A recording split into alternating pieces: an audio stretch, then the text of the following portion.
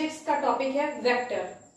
ये बहुत ही जरूरी टॉपिक है क्योंकि पूरी फिजिक्स में आपको इसका एप्लीकेशन मिलेगा। अगर आप वेक्टर नहीं जानते हो और वेक्टर एडिशन, वेक्टर सब्सट्रैक्शन और प्रॉब्लम्स है उनको अगर आप नहीं सॉल्व कर पा रहे हो, फिर फिजिक्स में आप एक भी स्टेप नहीं बढ़ पाओगे। तो पहले देखते हैं, mainly 3 physical quantities are used in physics. पहला स्केलर क्वांटिटी, दूसरा वेक्टर क्वांटिटी। ये आपने जूनियर क्लासेस में भी पढ़ा है इसलिए आप इन दोनों को जानते हो।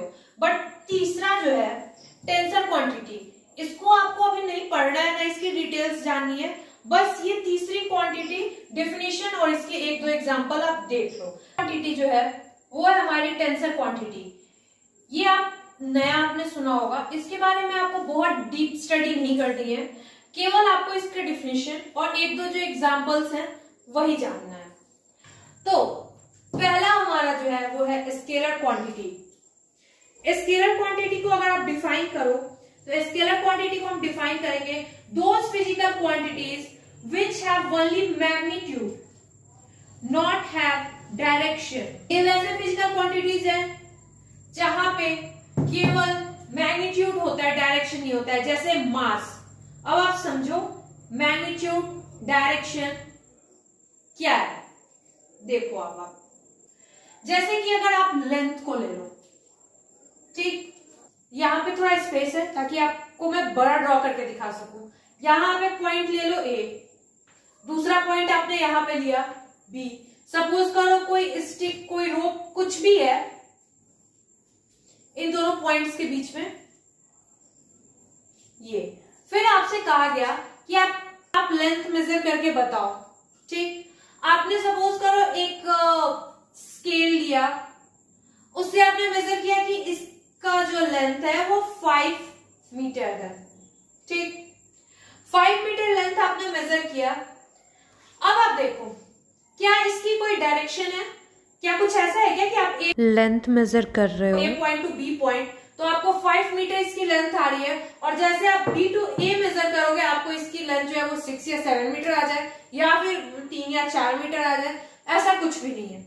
आप ए टू बी मेजर करो या बी टू ए मेजर करो, आपको जो लेंथ है वो 5 मीटर ही मिलेगा। अब ये देखो, लेंथ जो है फिजिकल क्वांटिटी है, ठीक। तो 5 मीटर को जब आप देख रहे हो तो ये क्या है, 5 जो है आपका वो है आपका मैग्नीट्यूड। जो हमने लिखा था कि स्केलर क्वांटिटी के पास मैग्नीट्यूड होता है बट ये डायरेक्शन लेस होते हैं। डायरेक्शन लेस होते हैं, ये आपने तो देखा कि इसका डायरेक्शन से कोई भी रिलेशन नहीं है। या तो आप ए टू बी मेजर करो या बी टू ए मेजर करो, ऐसा कुछ नहीं है कि इसके लेंथ में कोई भी वेरिएशंस आने वाली हैं। तो ये 5 जो है ये आपके फिजिकल क्वांटिटी का मैग्नीट्यूड हो गया। और ये फिर आप बोलोगे फिर ये मीटर क्या है? मीटर हमने देखा था ये है हमारी यूनिट, लेंथ को नापने की यूनिट, ठीक। तो ये पॉइंट जो है ये आपको यहाँ क्लियर हुआ कि ये 5 जो है ये इसका मैग्नीट्यूड हो गया, और एम दैट मीन्स ये मीटर का नोटेशन है, आपको ये तो पता ही होगा। ये है आपकी यूनिट। यहाँ पर देखो यूनिट की जहाँ तक बात आती है तो यूनिट में centimetre, mg, minute, metre, second, KG ये सब भी होते हैं। बट हम majority of time standard units ही यूज़ करते हैं। अगर दूसरा कोई यूनिट है तो आपको स्टैंडर्ड यूनिट में कन्वर्ट करना होता है। और लेंथ के लिए स्टैंडर्ड यूनिट मीटर है, टाइम के लिए सेकंड और मास के लिए केजी। अब यहाँ पर वापस देखो, आप यहाँ पर मास देखो, यहाँ पे एक कोई ब्लॉक पड़ा हुआ है, ठीक। इस ब्लॉक का मास मान लो आप 5 ग्राम। तो ये जो है ये क्या हो गया, सेम ये आपका 5 जो है ये मैग्नीट्यूड हो गया इस फिजिकल क्वांटिटी का, और ग्राम जो है इसकी यूनिट हो गई। सेम वे आप टाइम में जाओ तो आप वहां पे देखते हो 6 सेकंड, 7 सेकंड। तो सेकंड क्या है? सेकंड जो है आपकी यूनिट है टाइम को मेजर करने की, और 6 और 7 मैग्नीट्यूड है। सेम वे आप देखो स्पीड को देखो, वर्क को देखो, power, energy, potential, current, pressure, density, और ऐसे बहुत सारी क्वांटिटीज हैं जो कि स्केलर क्वांटिटी के अंडर आती हैं। जैसे जैसे हम इन क्वांटिटीज को, क्योंकि ये सारे चैप्टर्स हमें डिटेल में देखने हैं, इन टॉपिक्स को जैसे जैसे हम डिटेल में देखेंगे वहां पे आपको हर पॉइंट क्लियर होगा कि ये कैसे स्केलर है, वेक्टर नहीं है। तो इतना समझने के बाद आप ये देख लो कि स्केलर क्वांटिटी को रिप्रेजेंट कैसे करते हैं। हम फिजिकल क्वांटिटी को PQ से रिप्रेजेंट करेंगे अभी के लिए, लिखने के लिए। तो स्केलर क्वांटिटी कोई भी है तो केवल मैग्नीट्यूड ही होता है, तो केवल वो फिजिकल क्वांटिटी जो है उसका मैग्नीट्यूड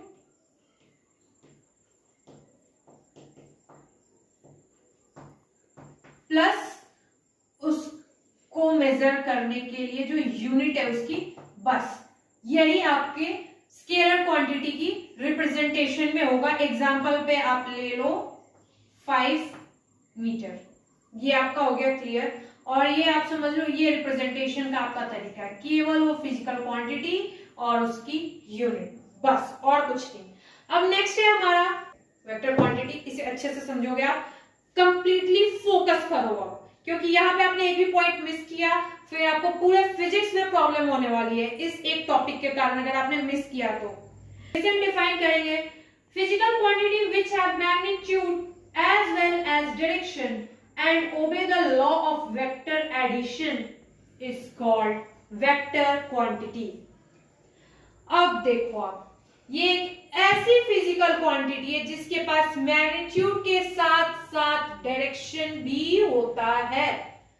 और जो सबसे कंपलसरी पॉइंट है किसी भी फिजिकल क्वांटिटी को एक वेक्टर क्वांटिटी होने के लिए, वो ये है जो मैंने अलग कलर से हाईलाइट करने के लिए लिख रखा है, obey the law of vector addition. Vector addition के लॉ को ओबे करना बहुत ही जरूरी है। ये मैटर नहीं करता है कि मैग्नीट्यूड विद डायरेक्शन है, केवल मैग्नीट्यूड विद डायरेक्शन होने से कोई भी क्वांटिटी वेक्टर क्वांटिटी नहीं हो जाती है। सबसे इंपॉर्टेंट जो पॉइंट है वो ये है कि वो वेक्टर लॉ ऑफ एडिशन को ओबे करे। वेक्टर लॉ ऑफ एडिशन क्या है ये अभी हम डिटेल में देखेंगे, पहले आप इसके डिफिनेशन, रिप्रेजेंटेशन और एग्जांपल्स देख लो। एग्जांपल्स में आते हैं तो आप देखोगे displacement, velocity, acceleration, force, weight, momentum, impulse, intensity of the field, angular displacement, angular momentum, angular velocity, angular acceleration, torque, etc. ये सारी जो क्वांटिटीज हैं ये हमारी वेक्टर क्वांटिटी में आती हैं। अब वेक्टर क्वांटिटी को रिप्रेजेंट कैसे करेंगे ये देखने के लिए पहले हम समझ लेते हैं वेक्टर क्वांटिटी के एक एग्जांपल से, जैसे हमने स्केलर को समझा था। इसे समझने के लिए आप फिर से एक पॉइंट लो A, दूसरा पॉइंट लो B। 2 पॉइंट है, ये आपका इनिशियल पॉइंट है A जो है, यहां पे मेंशन करो इनिशियल पॉइंट, और ये हुआ आपका फाइनल पॉइंट। ये मैं क्यों मेंशन कर रही हूं इनिशियल एंड फाइनल? कोई इंसान है जिसे A पॉइंट से B पॉइंट तक जाना है, सपोज करो ये A पॉइंट जो है ये आपका घर है और आपका B पॉइंट जो है, जो आपका डेस्टिनेशन या फाइनल पॉइंट है, ये आपका स्कूल है। आप यहां से यहां जा रहे हो, दैट मीन्स आप A से B की तरफ जा रहे हो, A टू B। डिस्प्लेसमेंट और डिस्टेंस, ये दोनों टर्म्स में बहुत सारे बच्चों को कंफ्यूजन होती है और कंफ्यूजन भी क्लियर हो जाएगा। और वेक्टर में मैग्नीट्यूड के साथ, यूनिट के साथ डायरेक्शन का क्या रोल है वो भी क्लियर होगा आपका, इसलिए ध्यान से समझना हो आप इसको। आप A टू B जा रहे हो, मान लो आपके स्कूल, घर से आपके स्कूल का जो डिस्टेंस है, डिस्टेंस ध्यान से सुनना, मैंने बोला डिस्टेंस, आपके घर से आपके स्कूल का जो डिस्टेंस है वो 5 किलोमीटर है, ठीक, 5 किलोमीटर, मैंने बोला डिस्टेंस 5 किलोमीटर है। अब A टू B जाने के लिए अगर आप देखो तो आप ऐसे भी जा सकते हो, आप ऐसे घूम के भी जा सकते हो, या फिर आप चाहो तो आप ऐसे भी घूम के जा सकते हो। कैसे भी जाओ आपको A टू B ही जाना है। अलग अलग इसे कलर से रिप्रेजेंट कर दिया ताकि आपको समझने में कोई दिक्कत नहीं हो। और अब आप देखो, ध्यान से देखो, बिल्कुल कॉन्सेंट्रेट होके देखना ताकि आप इसे अच्छे से समझ सको। A to B यानी आपके घर से आपके स्कूल का डिस्टेंस जो है, यहाँ मैंने बोला था कि 5 किलोमीटर है, बट ये तो पाथ पे डिपेंड करता है ना कि आप कौन सा रूट या फिर कौन सा पाथ ले लो। जैसे A से B हमने स्काई कलर से जो दिखाया, आप सीधे यहाँ चले जाओ, ये जो है ये शॉर्टेस्ट डिस्टेंस है, शॉर्टेस्ट रूट या शॉर्टेस्ट पाथ जो है आप वो समझ लो। तो ये ऐसे अगर आप जा रहे हो इस पाथ से तो आपको 5 किलोमीटर पड़ रहा है। बट अगर आप एफ वाला रूट जो है वो ले रहे हो तो आपको इस तरीके से 6 किलोमीटर ट्रेवल करना पड़ रहा है। अगर आप जी वाला ये रूट ले रहे हो अगर आप, तो आपको 8 किलोमीटर ट्रेवल करना पड़ रहा है। और अगर आप डी वाला रूट ले रहे हो फिर तो आपको 25 किलोमीटर ट्रेवल करना पड़ रहा है।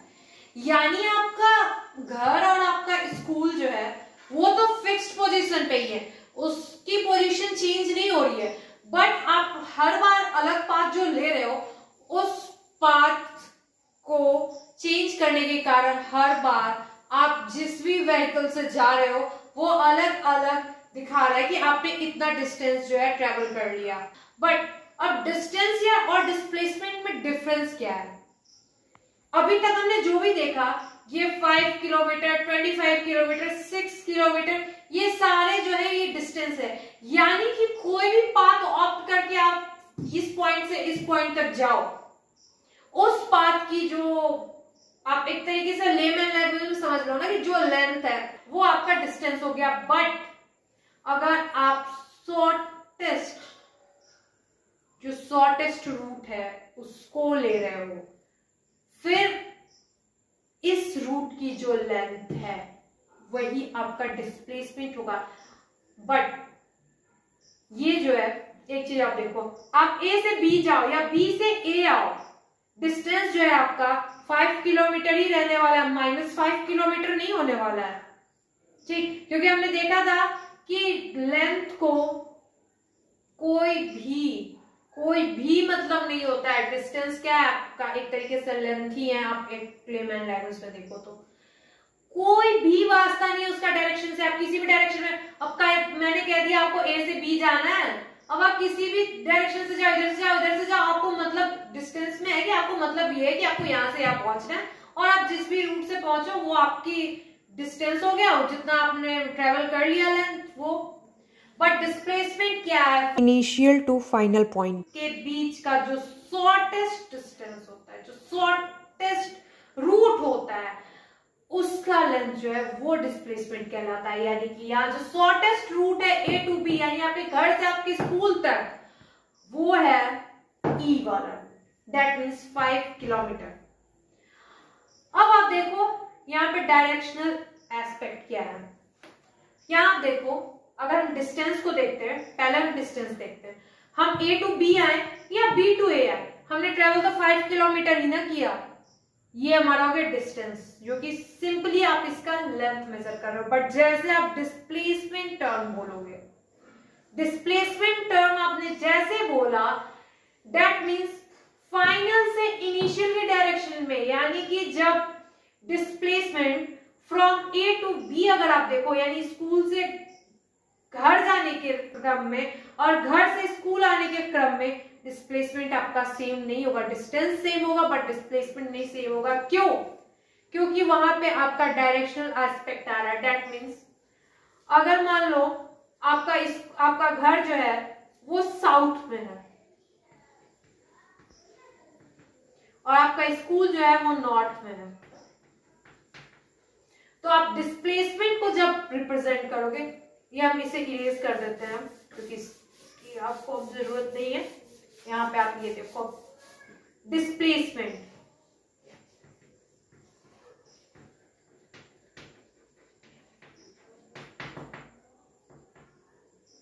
जब आप डिस्प्लेसमेंट को यहाँ पे रिप्रेजेंट करोगे या दिखाओगे, फिर हम कैसे देखेंगे। यहाँ पे डिस्प्लेसमेंट को दिखाने के लिए हम यहाँ पे दिखाएंगे ए टू बी। जब हम डिस्प्लेसमेंट दिखाएंगे तो हम लिखेंगे 5 किलोमीटर ए टू बी हम गए हैं, यानी कि यहाँ डिस्प्लेसमेंट टर्म आते ही जैसे आप लिखोगे, ये आपको ये भी बताएगा कि आप स्कूल से घर गए हो या घर से स्कूल। अगर आप ये देखो तो 5 किलोमीटर क्या,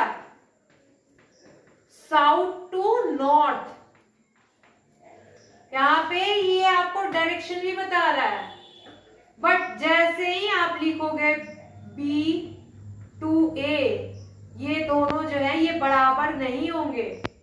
मैग्नीट्यूड केवल बराबर होगा, ये हमने देखा था ना, ये मैग्नीट्यूड ये बराबर हो सकता है, ये जो है आपका यूनिट ये भी सेम हो जाएगा। बट यहाँ आप देखो B to A आप आए, आपने 5 किलोमीटर ही ट्रेवल किया, बट आपने आप कैसे ट्रेवल किया, आप नॉर्थ से साउथ की तरफ आए, north to south, direction change हो गया। डिस्प्लेसमेंट आपका रिप्रेजेंट ही करता है कि A टू B के बीच का शॉर्टेस्ट डिस्टेंस और B टू A के बीच का शॉर्टेस्ट पॉइंट ही, इनिशियल और फाइनल पॉइंट ही जब चेंज हो गए तो दोनों सेम नहीं होने वाले। मैग्नीट्यूड सेम हो सकती है, यूनिट भी सेम हो सकती है, बट आपका डायरेक्शन जो है वो आपका चेंज हो गया। एक बार आप घर से स्कूल की तरफ जा रहे थे, इस बार आप स्कूल से घर की तरफ आ रहे हो, ठीक। डिस्टेंस, डिस्प्लेसमेंट और ये दोनों जो है वो बराबर क्यों नहीं हो रहे, ये भी आपको क्लियर हो गया। डिस्टेंस जब आप दिखाते हैं तो आप A टू B या B टू A आओ, आपको जो है सेम ही यूनिट तो सेम है ही, आपको मैग्नीट्यूड भी सेम मिलेगा। बट यहाँ पे यूनिट और मैग्नीट्यूड सेम होते हुए भी दोनों बराबर नहीं है, क्योंकि ये डिस्प्लेसमेंट है, डिस्टेंस नहीं है। और डिस्प्लेसमेंट एक वेक्टर क्वांटिटी है, और वेक्टर क्वांटिटी है, दैट मींस वहां पे आपको डायरेक्शन भी इंक्लूड हो रहा है। और डायरेक्शन अगर चेंज हो गया, इन तीनों में से कुछ भी चेंज हो गया, तो ये दोनों सेम तो नहीं रहेंगे। मैग्नीट्यूड और यूनिट सेम होने के बाद भी यहाँ डायरेक्शन चेंज हो रहा है। चलिए अब देखते हैं वेक्टर को हम रिप्रेजेंट कैसे करते हैं। देखिए जैसे हमने स्केलर क्वांटिटी की रिप्रेजेंटेशन देखी, वेक्टर क्वांटिटी को रिप्रेजेंट करने का कोई तरीका होता होगा, तो जैसे फिजिकल क्वांटिटी है कोई, ठीक। अब देखते हैं कि इसको हम रिप्रेजेंट कैसे करते हैं। ये जो हमारी फिजिकल क्वांटिटी है, इसको जैसे हम रिप्रेजेंट करेंगे, यहां पे होगा magnitude plus unit plus direction, ठीक। ये तीनों जैसे ही आया, अब इसको देखते हैं, एक एग्जाम्पल के तौर पे देखते हैं, ठीक। एग्जाम्पल के तौर पे देखते हैं कि इसको रिप्रेजेंट कैसे करेंगे। जैसे कि डिस्प्लेसमेंट ही आप देखो, A टू B पॉइंट का हमने जो डिस्प्लेसमेंट देखा था, ये मान लो उसको हम लेते हैं A। केवल क्वांटिटी को रिप्रेजेंट करने के लिए जैसे डिस्प्लेसमेंट को रिप्रेजेंट कर रहे हैं, तो डिस्प्लेसमेंट को हम कैसे रिप्रेजेंट करते हैं, मान लेते हैं हम S से रिप्रेजेंट कर रहे हैं। जो हमारी फिजिकल क्वांटिटी है वो डिस्प्लेसमेंट है यहाँ पे।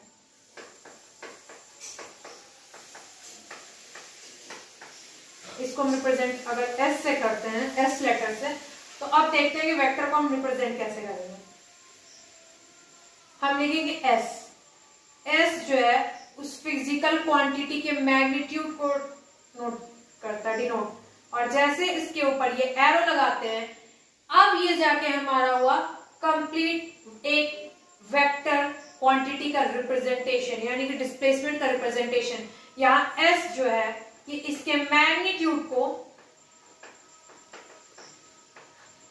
रिप्रेजेंट करता है, और ये एरो जो है ये डायरेक्शन को,